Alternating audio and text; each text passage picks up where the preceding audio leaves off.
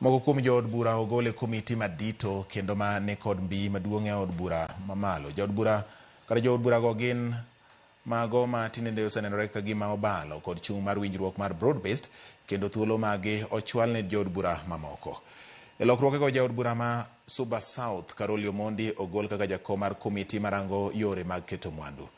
Women Rep ma Kisumu Ruth Odinga ogol e komiti mar pur ka ichwale nyaka e komiti mar chenro ma pile ka pile e od bura.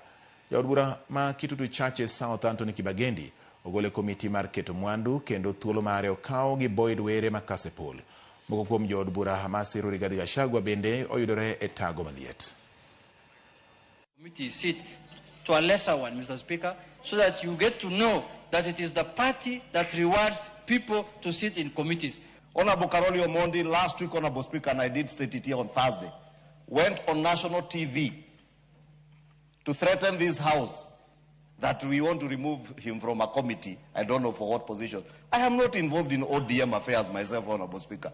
They don't want me to chair CIOC because I'm going to oversight general elections. They want to rig the elections. That's why they don't want me in CIOC. And that is the reason.